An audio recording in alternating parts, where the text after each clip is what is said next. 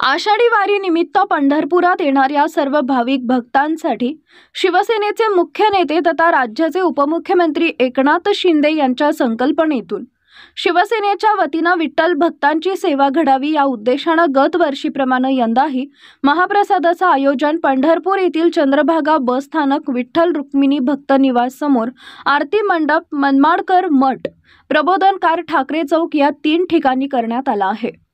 तीर्थक्षेत्र पंढरपूर इथं दशमी एकादशी आणि बारस या 3 दिवस चालणाऱ्या या महाप्रसाद कार्यक्रमात अस्सल तुपातील गोड शिरा, 2 प्रकारच्या भाज्या, चपाती, भात हे पदार्थ तर एकादशी दिवशी साबुदाणा खिचडी, केळी यांचं फराळाचं वाटप करण्यात येत आहे। एका ठिकाणी दिवसभर 1 लाख भाविक महाप्रसाद घेतील अशी बैठक व्यवस्था करण्यात आली आहे। यासाठी चंद्रभागा नवीन बस स्थानक व मनमाडकर मठ परिसरात भव्य असा शामियाना उभारण्यात आला असून भाविकांना महाप्रसाद घेण्यासाठी पंखे, कूलर लावून खास डायनिंग टेबलची व्यवस्था करण्यात आल्याने भाविक समाधान व्यक्त करत आहेत। या महाप्रसाद कार्यक्रम ठिकाणी शिवसेना सचिव राम रेपाळ, शिवसेना सोलापूर लोकसभा संपर्क प्रमुख महेश साठे, ठाणे महापालिकेचे उपमहापौर रमाकांत मडवी, उपशहर प्रमुख जयप्रकाश कोतवानी, नगरसेवक दिलीप बारटक्के, रोहित गायकवाड, रवी अमले, विजय तांडेल, संतोष बोडके, संजय सोनी, शशी पाटील, महिला आघाडी संपर्क प्रमुख अनिताताई माळगे, सारंग साठे, कृष्णा साठे, समर्थ साठे यांच्यासह शिवसेनेचे पदाधिकारी कार्यकर्ते मोठ्या संख्येने उपस्थित होते। वारीच्या निमित्ताने सर्व वारकरी बांधवांना माननीय एकनाथजी शिंदे साहेब व शिवसैनिकाच्या वतीने खूप खूप शुभेच्छा देतो। आज हिंदू हृदय सम्राट शिवसेना सरसेनापती बाळासाहेब ठाकरे, गुरुवर्य धर्मवीर आनंदजी दिघे साहेब यांच्या विचारातून आणि शिकवणीतून ज्याप्रमाणे त्यांना जनतेची सेवा हीच ईश्वर सेवा या पद्धतीनं शिवसेनेचं काम राहिलेलं आहे आणि हेच विचार आणि ही शिकवण घेऊन महाराष्ट्राचे मुख्यमंत्री उपमुख्यमंत्री एकनाथजी शिंदे साहेब हे त्या ठिकाणी त्यांचा जीवनाचा सर्व प्रवास करताना आपल्याला दिसत आहेत। गेली 4 वर्षाच्या कालखंडामध्ये आषाढीच्या वारीच्या निमित्तानं पंढरपूरला विठुरायाच्या पूजेसाठी येण्याचा मान त्यांना भेटला आणि ज्या वेळेस पंढरपूरला माननीय एकनाथजी शिंदे साहेब आले त्यावेळेची परिस्थिती वारीची आणि वारकऱ्यांची पाहून त्यांनी मनोमन एक निर्णय घेतला आणि वारी स्वच्छ निर्मल आणि वारकऱ्यांना त्या ठिकाणी सुखाची झाली पाहिजे, त्यांच्या अडचणी संपल्या पाहिजे, त्यांच्या आरोग्याच्या समस्या असतील,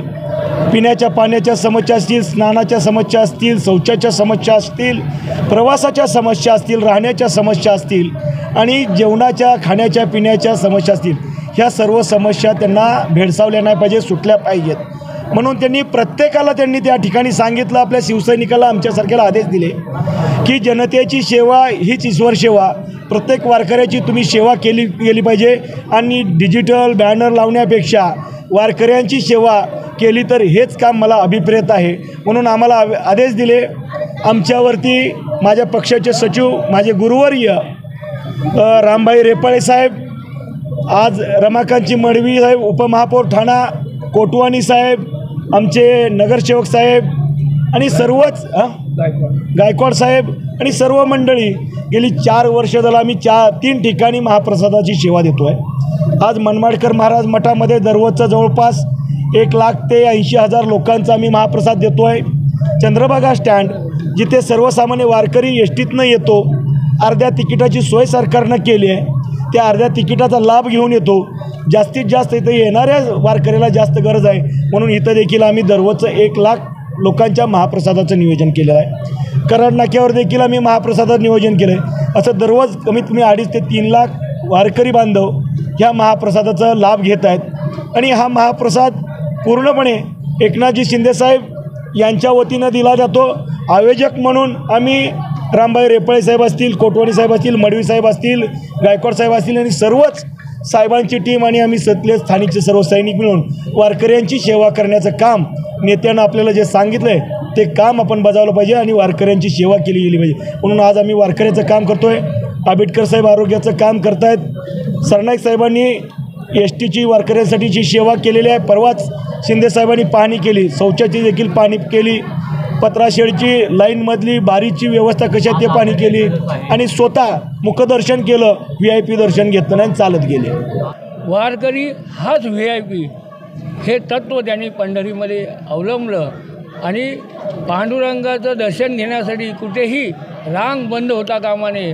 त्यांना व्यवस्थित दर्शन घेता यावं, त्यांना आरोग्याची सेवा व्हावी म्हणून ठिकठिकाणी आरोग्य शिबिरं उभी केलेली आहेत आणि संपूर्ण आहार मिळावा 2 दिवस आषाढीच्या आधी आणि आषाढीच्या दिवशी याची उत्तम अशी सोय आपण बघत असाल.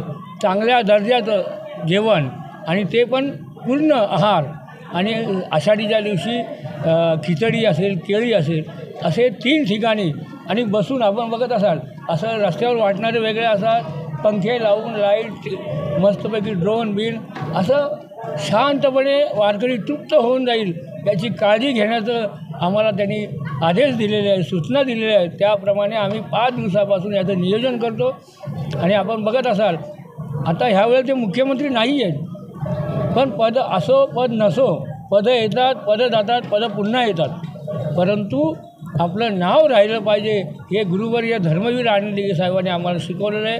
त्यामुळे मी बोललो, साहेब ह्या वेळेला आपण उपमुख्यमंत्री आहात, डेडिकेटेड टू कॉमन मॅन आहात, तर काय ते बोले साधू संतांची सेवा करायला आपल्याला जायचंच आहे.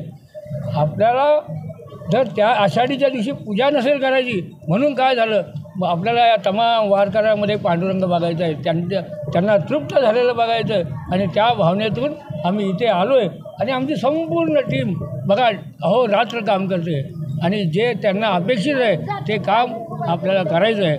आणि म्हणून कुठेही राजकारण वेगळा विषय आहे, परंतु वारकरी कोण आहे, तमाम मराठी हिंदू बांधव आहेत, त्यांची काळजी आपण घ्यायला पाहिजे, त्यांची सेवा आपण करायला पाहिजे. राजकारण करायला खूप दिवस आहेत, परंतु सेवा करण्याचा हा मौका पुन्हा पुन्हा येत नाही, म्हणून ही संधी दवडायची नाही. असं आपण सातत्याने या तमाम मराठी आणि हिंदू बांधवांची सेवा करण्याचं कार्य असंख्यपणे हाती घेतलेलं आहे आणि पदं येतील, पदं जातील आणि मी विठुरायाला असं साकडं घालेल, हे विठुराया तमाम वारकऱ्यांची, शेतकऱ्यांची, कष्टकऱ्यांची सेवा करण्यासाठी आमच्या एकनाथ शिंदे साहेबांना पुन्हा एकदा पुढच्या आषाढीला मुख्यमंत्री पदावर विराजमान कर आणि त्यांच्या हातून गोरगरिबांची, शेतकऱ्यांची, कष्टकऱ्यांची सेवा करून घे हे विठुराया चरणी मी प्रार्थना करतो. रामकृष्ण हरी माऊली, रामकृष्ण.